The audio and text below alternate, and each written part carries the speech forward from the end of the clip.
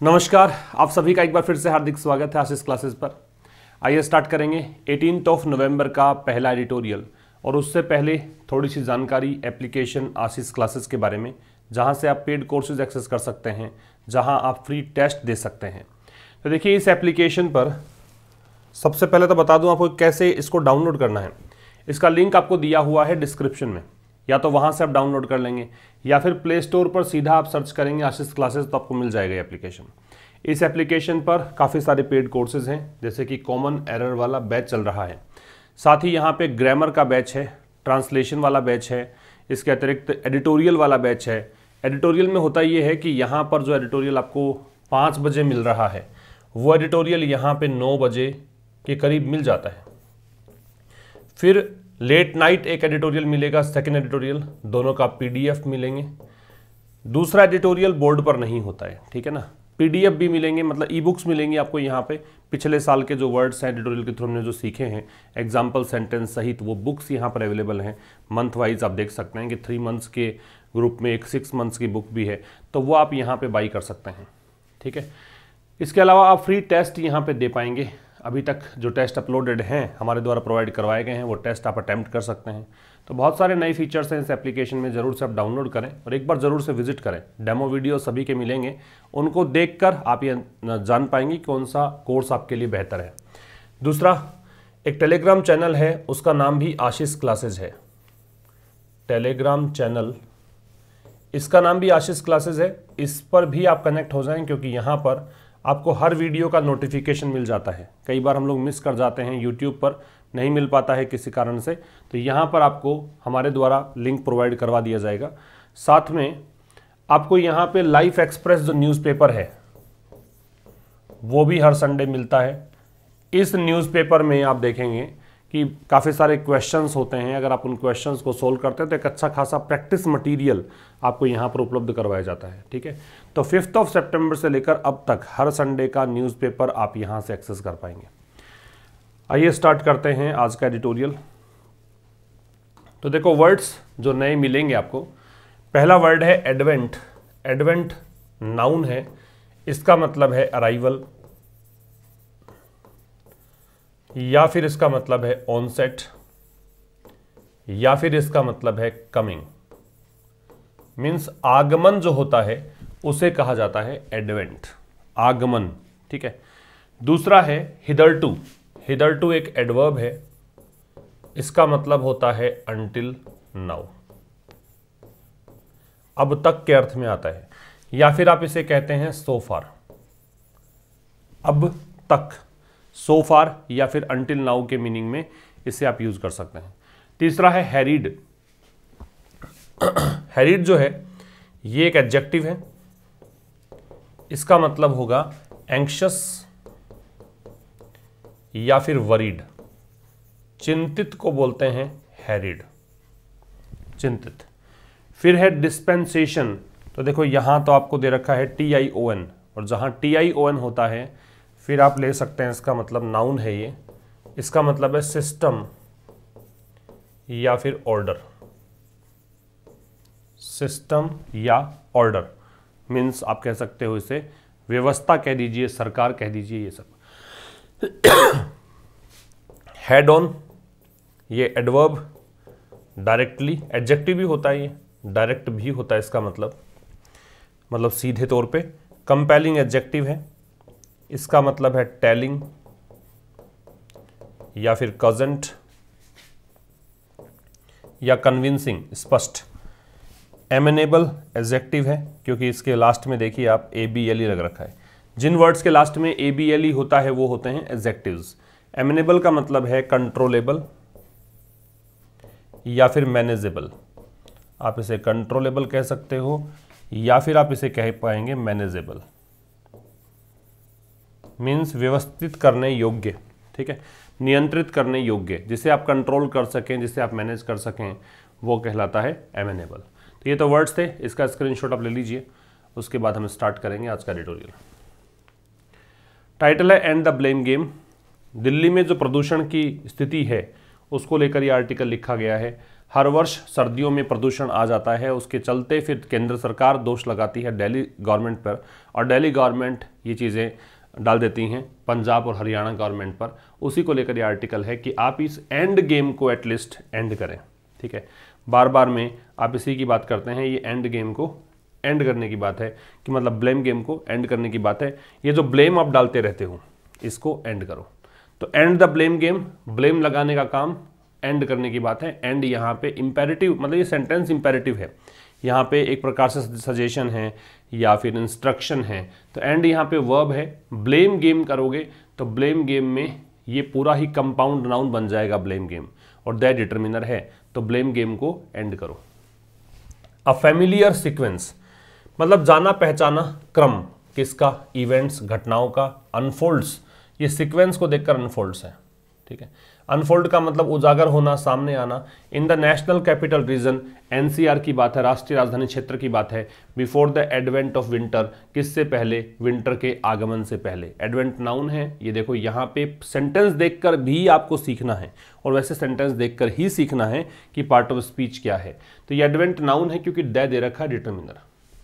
तो यहां तक क्या कह रहा है? एक फैमिलियर सीक्वेंस ऑफ इवेंट्स, घटनाओं का एक जाना पहचाना, एक चिर परिचित अंदाज में जो सीक्वेंस है वो अनफोल्ड होता है, अनफोल्ड हुआ है या सामने आया है, वही घटनाक्रम जो हर साल होता आया है। तो वो सर्दी के आगमन के साथ ही एनसीआर में देखने को मिला है। तो फैमिलियर सीक्वेंस सब्जेक्ट हुआ, अनफोल्ड्स इसकी वर्ब है। द मॉनसून रिट्रीट, रिट्रीट का मतलब पीछे हटना होता है, गो बैक को बोलते हैं, विड्रॉ होने को बोलते हैं। मॉनसून वापस लौट गया। ड्राइज द एयर, अब इसको वैसे ही पढ़ो कि हमेशा ऐसा ही होता है, यूजुअल है, तो ये सीक्वेंस हमेशा ही देखने को मिलता है, रिकरेंट है ये। तो कह रहा है कि मॉनसून रिट्रीट्स, मॉनसून वापस जाता है। ड्राइज द एयर, हवा में एकदम सूखापन आ जाता है। एंड विंड ड्रॉप्स, और हवा जो है वो एकदम गति धीमी पड़ जाती है। तो द मॉनसून के सब्जेक्ट है वो यहाँ पे रिट्रीट्स है।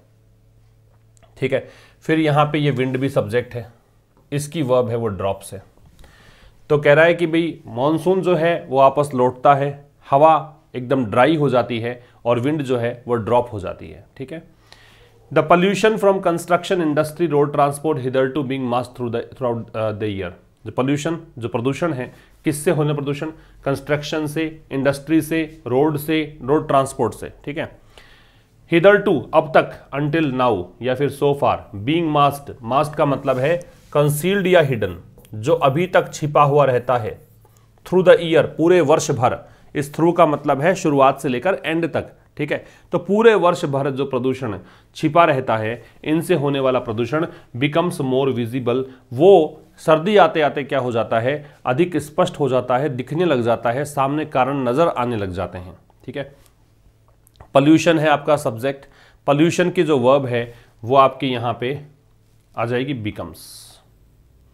हिदरटू का मतलब अंटिल नाउ है, बाकी कुछ खास नहीं है। हाउएवर, हालांकि, the period also coincides with, coincide with का मतलब है दो घटनाओं का साइमल्टेनियसली घटित होना, दो घटनाओं का साथ साथ में घटित होना, इसको बोलते हैं कोइंसाइड्स। हालांकि ये जो पीरियड है, ये जो समय है, इसके साथ एक चीज और भी होती है ना, वो घटना क्या है? A unique practice in northern India, मतलब एक अलग सी चीज चलती है उत्तरी भारत में। यूनिक मतलब सबसे अलग, और कहीं पर नहीं चलता, ये उत्तरी भारत में चलता है, इसलिए यूनिक कहा। अच्छा, यूनिक जो है ना वो नॉन ग्रेडेबल एडजेक्टिव है, इसका मतलब इसकी डिग्री नहीं बनेगी, याद रखिएगा। आप इसकी डिग्री नहीं बना सकते हैं कि मोर या मोस्ट नहीं लगा सकते हैं यूनिक से पहले। नदर्न इंडिया, उत्तरी भारत में। वेयर, जहां पर, अभी वेयर है उस्तान के लिए है, जहां पर होता क्या है? Farmers in Punjab, Haryana, eastern Uttar Pradesh, जहां पर किसान जो है पंजाब में, हरियाणा में और पूर्वी उत्तर प्रदेश में क्या करते हैं? ये किसान क्या करते हैं? ये किसान यहां पे इन अ बिड, बिड का मतलब लिख लीजिए अटेम्प्ट, बिड का मतलब होता है प्रयास। तो किस प्रयास में? To hurriedly clear their fields, hurriedly जल्दी से, क्लियर साफ करने के लिए अपने खेतों को, मतलब खेतों को जल्दी से साफ करने के प्रयास में। राइस स्ट्रो, और खेत कौन से? राइस स्ट्रो के। स्ट्रो का मतलब तो ऊपर का जो आप कह सकते हो कवरिंग होती है ना चावल के ऊपर, उसको बोलते हैं। लेयर जो होती है outer layer. To make space for wheat, set fire to the shape. तो ये क्या करते हैं? ये मतलब किस लिए भाई? आगे फसल बोनी होती है इनको गेहूं की, गेहूं की फसल बोने के लिए जो चावल के इनके जो धान होते हैं या खेत होते हैं उनको साफ करने के लिए क्या करते हैं, आग लगा देते हैं। किसके? चैफ के। चैफ या चाफ दोनों ही इसके उच्चारण हैं। इसका मतलब भी आउटर लेयरिंग होता है, जो आप कह सकते हो कि ऊपर जो कवरिंग होती है, अनाज में गेहूं है, गेहूं के ऊपर जो एक आउटर लेयर होती है उसे आप चैफ कहते हैं। तो उसके क्या करते हैं, उसके ये आग लगा देते हैं। ठीक है, इसे स्टबल बर्निंग भी कह सकते हो आप। फिर समझिएगा, यहाँ से यहाँ तक की बात करें तो हालांकि जो पीरियड है, जो ये समय काल है, also the period also coincides with, मतलब ये साथ साथ में चलता है। किसके साथ चलता है भाई? ये साथ चलता है, एक यूनिक सी प्रैक्टिस है, एक अलग से कोई काम किया जाता है एक नॉर्दर्न इंडिया में, जहाँ पे अभी वेयर जो है एडवर्ब ऑफ प्लेस है, ये प्लेस के लिए आ रहा है, तो उत्तरी भारत की बात है, जहाँ पर किसान हैं पंजाब में, हरियाणा में और पूर्वी उत्तर प्रदेश में, वो इस प्रयास में कि जल्दी से खेतों को साफ कर लिया जाए। खेत कौन से? राइस स्ट्रो वाले, और वीट जो गेहूं है उसकी फसल इनको बोनी होती है, तो ताकि इसके लिए इसको स्थान मिल जाए, इसलिए चैफ को आग लगा देते हैं। ठीक है, this long standing practice, long मतलब काफ़ी लंबे समय से चली आ रही, तो ये काफ़ी लंबे समय से चला आ रहा जो काम है, इज नाउ फेसिंग क्रिटिसिज्म, अब इस काम की आलोचना हो रही है। तो इज इसकी वर्ब है। ठीक है, because of its emerging link, याद रखिए बिकॉज जो है ना वो तो कंजंक्शन है, जबकि बिकॉज ऑफ आप लगाते हो तो प्रेपोजिशन है, और बिकॉज ऑफ प्रेपोजिशन है तो इसके बाद में ऑब्जेक्ट लगता है इसका, तो ऑब्जेक्ट इसका लिंक है। इमर्जिंग यहाँ पे एडजेक्टिव और ये पजेसिव एडजेक्टिव है इट्स। ठीक है, तो ये जो लंबे समय से चला आ रहा काम है, अब इसकी आलोचना हो रही है। कारण क्या है? क्योंकि इसका बहुत बड़ा लिंक है। इमर्जिंग लिंक मतलब ये लिंक जो उभर कर सामने आया है, जो हमें कारण समझ में आया है, तो इसका लिंक है क्या? To Delhi's noxious air. Noxious का मतलब क्या होता है? हानिकारक। नॉक्शियस का मतलब लिख लीजिएगा harmful,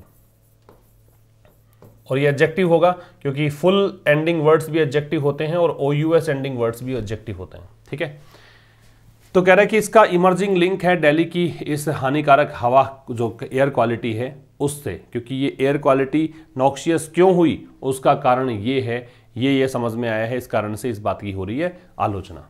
the stubble smoke, stubble जो फसल काट दी आपने, फसल काटने के बाद जो एक छोटे छोटे पार्ट बच जाते हैं, नीचे वाले पार्ट, उसको हम बोलते हैं क्या? स्टबल। अब ये स्टबल बर्निंग करते हैं, उसको जलाते हैं खेतों को साफ करने के लिए, इसलिए ये जो स्मोक है इसकी धुआं है, कैरीज ओवर। कैरी ओवर का मतलब है एक स्थान से दूसरे स्थान पर जाना। ये कैरी ओवर करती है दिल्ली में, मतलब ये पंजाब हरियाणा में खेत जलाए जाएंगे, ये हवा आ जाएगी, ये धुआं आ जाएगा दिल्ली में। Through long range wind transport, किस माध्यम से आता है? काफ़ी लंबी दूरी की हवाई यात्रा से आता है। हवा अपने साथ ये धुआं खींच कर ले आती है और दिल्ली में ये पॉल्यूशन प्रवेश कर जाता है। ठीक है, थ्रू माध्यम के लिए है यहाँ पे, इस माध्यम से, ये प्रपोजिशन है। फाइनली अंततः the third element during the season, जो तीसरा एलिमेंट है भाई, एक तो हो गया कंस्ट्रक्शन वाला, ये वाला है ना, तो दूसरा निकाला इन्होंने स्टबल बर्निंग वाला। तीसरा एलिमेंट क्या निकाला? ड्यूरिंग द सीजन इज, मतलब इस सीजन के दौरान, ये जो शीत ऋतु है इस दौरान, तो तीसरा एलिमेंट जो पोल्यूशन को कॉज करता है वो कारण है Deepavali and bursting of crackers, और पटाखे फोड़ना। ठीक है, ये तीसरा रीजन है। The season is also marked by more social gatherings, ये जो सीजन है, ये सर्दी वाला जो सीजन है, इज ऑल्सो मार्क्ड बाई मतलब इसकी एक खास बात ये भी होती है, इसमें ये चीज़ भी देखने को मिलती है। क्या देखने को मिलती है? कि यहाँ पे सोशल गैदरिंग ज़्यादा होती है, लोग ज़्यादा इकट्ठा होते हैं। सच एज, जैसे कि वेडिंग्स और रिलेटेड सेलिब्रेशंस, मतलब शादियाँ होती हैं उनसे संबंधित कुछ सेलिब्रेशंस होते हैं, दैट अगेंस्ट ये डिमांड फॉर क्रैकर्स, और दैट यहाँ पे सेलिब्रेशंस के लिए ऐसे सेलिब्रेशंस हैं, ऐसे उत्सव हैं जो एक बार फिर से यहाँ पे एक्सपीरियंस करते हैं क्रैकर्स की डिमांड को, मतलब इन सेलिब्रेशंस में पटाखों की डिमांड रहती है। क्रैकर्स का मतलब पटाखे हैं। ठीक है भाई। While there is an official ban on crackers, अब कह रहे हैं यद्यपि ऑफिशियल बैन है क्रैकर्स पर, यद्यपि क्रैकर्स पर ऑफिशियल बैन है, मतलब प्रतिबंध लगा रखा है सरकार ने, तो एक्सेप्ट मतलब के सिवाय, के अलावा। ठीक है, सो called green cracker, so called का मतलब तथाकथित, तथाकथित जैसा कि कहा जाता है, तो ग्रीन क्रैकर्स के अलावा, that are not widely available, ये दैट रिलेटिव प्रोनाउन है क्रैकर्स के लिए है, वो क्रैकर्स जो कि उपलब्ध नहीं है, और उपलब्ध कैसे नहीं है? वाइडली अवेलेबल नहीं है, मतलब आसानी से उपलब्ध नहीं होते हैं, है ना। द एडिशनल स्मोक, जो अतिरिक्त धुआं है, फ्रॉम ऑल दीज, इन सब से, इन सब से निकलने वाला अतिरिक्त धुआं जो है एड की जगह आएगा साहब, एड्स, क्योंकि स्मोक है वो अनकाउंटेबल है, तो यहां पे सिंगुलर वर्ब आएगी, adds to the bad air. अब ये खराब हवा के अंदर जुड़ जाती है, ठीक है। स्पाइकिंग एयर करते हुए, क्या करते हुए, स्पाइक का मतलब बढ़ाना, और ये दो काम साथ में हो रहे हैं। एक तो ये क्या कर रहा है, एडिशनल स्मोक जुड़ रही है किसमें, बैड एयर में, दूसरा काम ये भी हो रहा है। तो जब दो काम साथ में हो और एक कंटिन्यूअस एक्शन में हो तो उसे कहा जाता है प्रेजेंट पार्टिसिपल। स्पाइक करते हुए एयर क्वालिटी मीटर को, मीटर मतलब यहां पे मेजरमेंट है, ठीक है, जो एयर क्वालिटी का एक मापन होता है उसको ये स्पाइक कर देता है और into the very poor and severe categories, और ये ले आता है हवा को किस कैटेगरी में, कि बहुत ही खराब हवा है और सीवियर बहुत ही गंभीर स्थिति है, ऐसी कैटेगरीज में ले आता है। कैटेगरी की स्पेलिंग याद रखिएगा, कई बार पूछ लेते हैं, ठीक है भाई। अब देखो अब हम बात कर रहे हैं यहाँ पे वाइल से, इसका मतलब आप देखेंगे कि यहां से लेकर यहां तक की कहानी कुछ अलग है और वाइल से लेकर अवेलेबल तक दूसरी कहानी है। तो यद्यपि ऑफिशियल बैन लगा रखा है क्रैकर्स पर, except so called green crackers that are not widely available, लेकिन ग्रीन आप क्रैकर्स नहीं जला सकते, क्रैकर्स आप बर्स्ट नहीं कर सकते, इस पर बैन है। केवल एक चीज कर सकते हो, ग्रीन क्रैकर्स आप चला सकते हो, ठीक है, और ग्रीन क्रैकर्स जो है वाइडली अवेलेबल नहीं है, ये बात कह दी। तो एक तरफ तो बैन लगा दिया, फिर भी जो एडिशनल स्मोक है, जो अतिरिक्त धुआं है, इन सब से वो बैड एयर में ऐड हो जाती है, ठीक है, और इस कारण से जो एयर क्वालिटी मीटर है वो वेरी पुअर या सीवियर कैटेगरीज में चला जाता है। स्पाइक का मतलब अचानक से उछाल, थोड़ा बहुत वृद्धि इसको बोलते हैं। दिस प्रोवोक्स, प्रोवोक वैसे उकसाना होता है, भड़काना होता है, प्रोवोक का इंसाइट करना, इंस्टिगेट करना, ये सब मतलब होता है। दिस की वर्ब आ गई provokes. A public outcry, outcry का मतलब होता है आलोचना, क्रिटिसिज्म, क्रिटिसिज्म, ठीक है। ये जो है वो पब्लिक आउटक्राई को जन्म देती है, ये जो चीज है ये लोगों के गुस्से का कारण बनती है, लोग यहां पे आउटक्राई करते हैं, एंड कंसर्न्स, और लोगों की चिंता कारण बनती है, from the supreme court of India.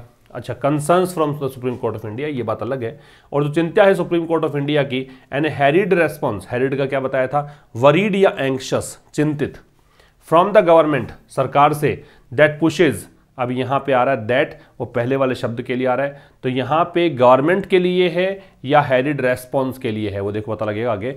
Pushes for restriction, restriction का मतलब होता प्रतिबंध, पुश का मतलब होता धक्का देना, धकेलना, जो कि रेस्ट्रिक्शंस को पुश करता है on free movement and construction. किस पर रेस्ट्रिक्शन, कि आप मुक्त रूप से आना जाना नहीं कर सकते और निर्माण कार्य नहीं चला सकते, इन पर।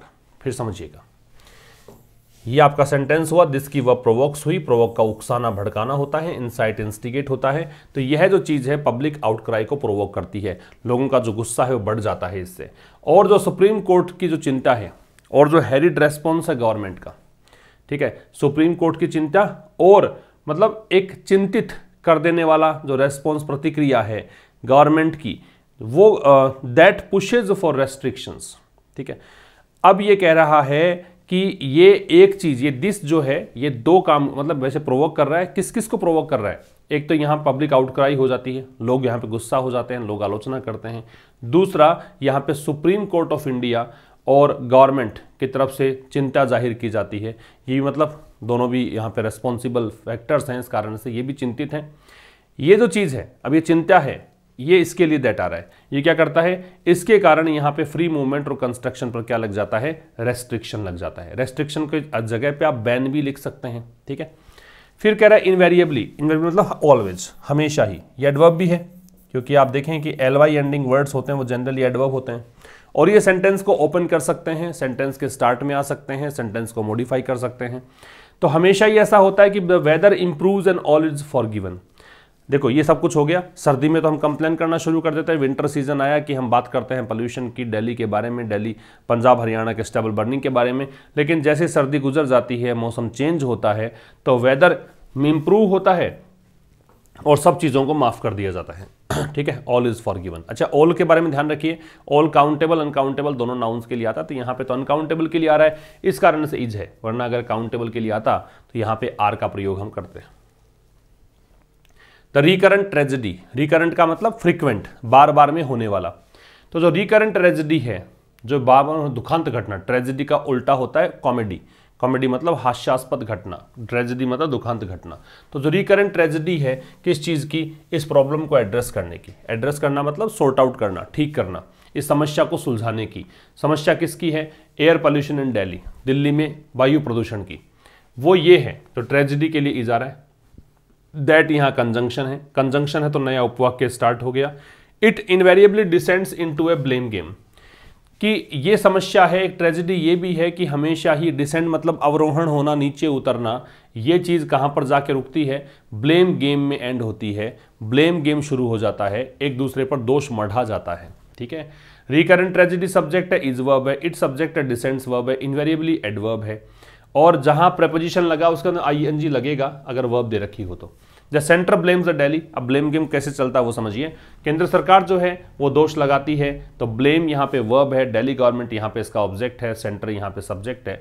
तो सेंटर ब्लेम करती है दिल्ली गवर्नमेंट को। कारण क्या है? Because it belongs to a different political dispensation. कारण ये होता है कि दिल्ली सरकार जो है वो अलग व्यवस्था से आती है, आप पार्टी वहां पे सरकार चलाती है, बीजेपी केंद्र में है, तो ये यहाँ पे अलग तरीके से गेम चलता है। इट जो है इसकी वह बिलोंग्स है, और मैंने कहा था बिकॉज अगर है तो कंजंक्शन है, और बिकॉज ऑफ है तो प्रेपोजिशन है, तो यहाँ पे ये कंजंक्शन है। तो डिस्पेंसेशन का सिस्टम, ऑर्डर, गवर्नमेंट, ये सब कह सकते हो। विच इन टर्न, अब विच यहाँ पे आ रहा है दिल्ली के लिए। दिल्ली जो है वो क्या करता है? बदले में, इन टर्न मतलब बदले में, क्वाइट कन्वीनियंटली, बहुत ही सुविधाजनक तरीके से। अच्छा, क्वाइट के बारे में बता दूं आपको मैं कि ये किसी और एडवर्ब की विशेषता बता सकता है। आपको पता होना चाहिए कि एडवर्ब की डेफिनेशन में हम पढ़ते हैं कि एक एडवर्ब दूसरे एडवर्ब को मॉडिफाई कर सकता है। ठीक है, लेकिन क्वाइट एक ऐसा एडवर्ब है जिसको कोई मॉडिफाई नहीं करेगा। मतलब आप चाहो ना कि क्वाइट के पहले कोई दूसरा एडवर्ब आ जाए, वो कभी पॉसिबल नहीं होगा। ये ध्यान रखिएगा, ये एग्जाम में क्वेश्चन आता है कि क्वाइट से पहले कोई भी एडवर्ब नहीं लगेगा। क्वाइट से पहले कोई भी एडवर्ब नहीं लगेगा, लेकिन क्वाइट जो है वो दूसरे एडवर्ब को मॉडिफाई कर पाएगा। ठीक है, तो बदले में दिल्ली क्या करती है? दिल्ली बहुत ही आसानी से, कन्वीनियंट, सुविधाजनक तरीके से, बहुत ही आसानी से ब्लेम कर देती है पंजाब के किसानों को। ठीक है, व्हाट इज नेवर एड्रेस्ड, क्या चीज है जो कभी भी सॉर्ट आउट नहीं होती? एड्रेस का मतलब यहां सॉर्ट आउट करना है, रिजॉल्व करना है, सुलझाना है। क्या वो चीज है जो कभी भी सॉर्ट आउट नहीं होती? हेड ऑन, डायरेक्टली, सीधे सीधे, वो ये है। तो देखो, व्हाट की वर्ब तो इज है, और ये व्हाट से लेकर यहां तक की कहानी बात करें, ये जो क्लोज है इसकी वर्ब यहां पे, अच्छा यहां तक का जो क्लोज है इसकी वर्ब है वो इज है। ठीक है, क्या वो चीज है जो कि सीधे सॉर्ट आउट नहीं की जाती है? वो ये है कि दैट कंजंक्शन है। द एयर पोल्यूशन क्राइसिस, कि जो वायु प्रदूषण वाला संकट है, इज नॉट अ प्रॉब्लम, ये कोई प्रॉब्लम नहीं है। That can be resolve, that can be solve overnight. और कैसी प्रॉब्लम? वो प्रॉब्लम जो कि रातों रात सोल्व की जा सके। ऐसी कोई समस्या नहीं कि रातों रात सोल्व, मतलब लंबा टाइम लगेगा, आपको इस पर फोकस करना पड़ेगा। दैट यहाँ पे इस प्रॉब्लम के लिए है। Can be solve passive voice है, ओवरनाइट यहाँ पे एडवर्ब का काम करेगा। ठीक है, the lockdown last year provided compelling evidence. Compelling का मतलब क्या होता है?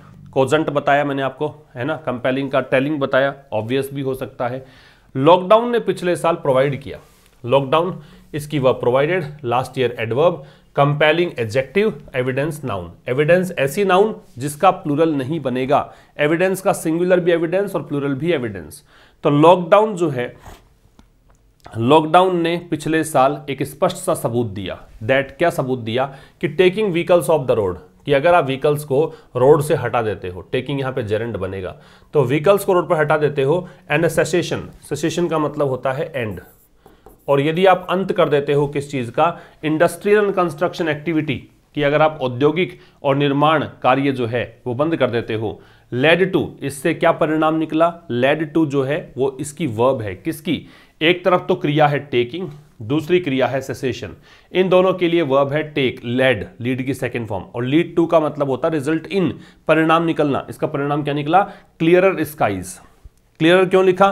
कि जब ये सब एक्टिविटीज होती हैं, जब रोड पे व्हीकल्स रहते हैं, तो ऐसी कंडीशन में स्काई क्लियर होता है, लेकिन उससे ज्यादा साफ स्काईज मिलता है तब जब व्हीकल्स को रोड से ऑफ कर दिया जाए, हटा दिया जाए। देखो ये OFF जो है वो सेपरेशन के लिए आता है, तो रोड से आपने हटाए व्हीकल्स, तो व्हीकल्स हो गए रोड से सेपरेट, इस कारण से ऑफ।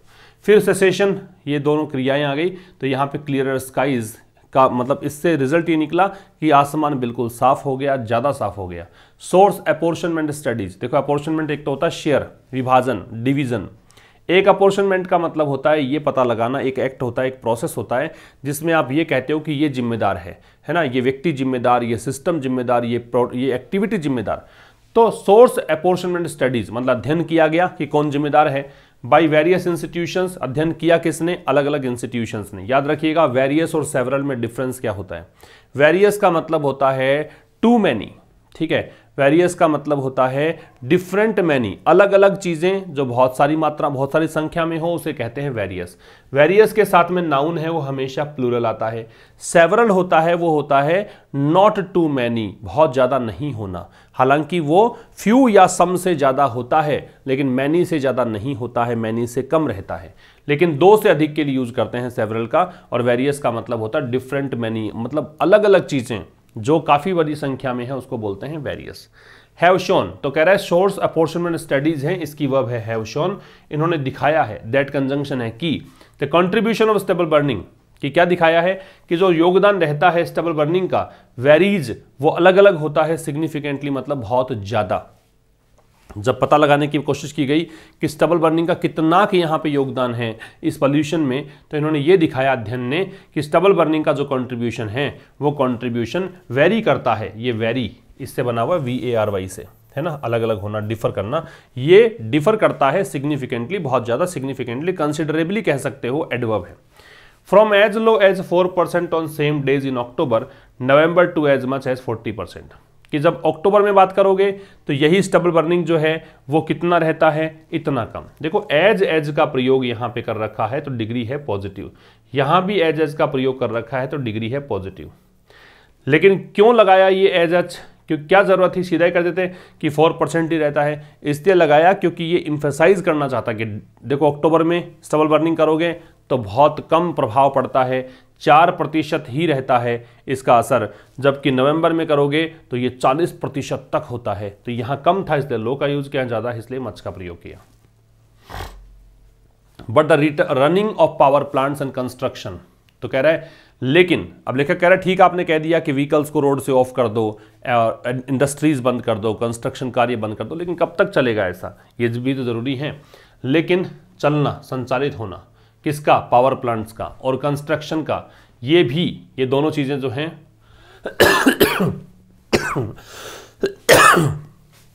एक तरफ तो ये क्रिया हो गई, दूसरा ये कंस्ट्रक्शन हो गया, ये दो हैं, प्लूरल हो गया। लेकिन ये पावर प्लांट्स का चलना और कंस्ट्रक्शन जो है वो नेसेसरी है, ये भी नेसेसरी है। आर यहां पे लिंकिंग वर्ब है तो आगे लगेगा ऑल्सो। ये नेसेसरी एक्टिविटीज हैं that can not be shut, जिन्हें की बंद नहीं किया जा सकता। शट की तीनों फॉर्म सेम होती है, शट शट शट, है ना, जिनको बंद नहीं किया जा सकता एट ए मोमेंट्स नोटिस, मतलब एक क्षण में आपने नोटिस दिया कि बंद कर दो और बंद हो जाए, ऐसा पॉसिबल नहीं है। The move to ban the entry, जो कदम है किस चीज का? एंट्री को बैन करने का। एंट्री किसकी? ट्रक्स की। टू, ये भी is not any more effective, ये भी अब इफेक्टिव नहीं है। देन, अधिक इफेक्टिव नहीं है, किसकी तुलना में? Waiting for the wind to blower. Blower का मतलब क्या होता है? असर खत्म हो जाना, ठीक है, डिसअपियर हो जाना, डिसअपियर, गायब हो जाना, या फिर सीरियस इफेक्ट डालना बंद कर देना, ठीक है, सीरियस इफेक्ट डालना बंद कर देना। तो कह रहे हैं जो मूव है कि आप ट्रक की एंट्री बैन करते हो, ये ज़्यादा इफेक्टिव नहीं है। किसकी तुलना में? आपको करना क्या चाहिए? वेट करना चाहिए कि ये विंड जो है, ये हवा जो है, ये डिसअपियर हो, ये इसका असर जो है, सीरियस इफेक्ट खत्म हो जाए, मौसम बदले। और कह रहा है कि has consequences for the economy, और ये जो मूव आप यूज करते हो ना, इनका ये जो मूव है ये इसके लिए हैज़ है, ये कॉन्सिक्वेंसेज, कॉन्सिक्वेंस का मतलब दुष्परिणाम होता है, घातक परिणाम होता है, बुरे परिणाम होता है। इसके बुरे परिणाम है इकोनॉमी के लिए भी, अर्थव्यवस्था के लिए भी ये परिणाम इसके नेगेटिव निकलते हैं अगर आप ये सब चीजें करते हो तो। नेक्स्ट देखिए, द वे फॉरवर्ड, इसका मतलब है सोल्यूशन। वे फॉरवर्ड का मतलब होता है solution. Is to view winter air pollution. तो वे फॉरवर्ड जो है वो क्या है कि विंटर एयर पोल्यूशन को देखा जाए एज ए नेचुरल डिजास्टर, किस रूप में? कि प्राकृतिक आपदा है, नेचुरल एडजेक्टिव, डिजास्टर नाउन है। एंड टारगेट रूट कॉजेज, और टारगेट किया जाए किसको? जो रूट कॉजेज हैं, जो मूल कारण है, उनको टारगेट किया जाए। Road dust is the dominant source. जो रोड पर डस्ट होती है वो प्रभावी एक बहुत बड़ा सोर्स है किसका, पर्टिकुलेट मैटर का। इसको शॉर्ट में पीएम बोलते हैं, पीएम।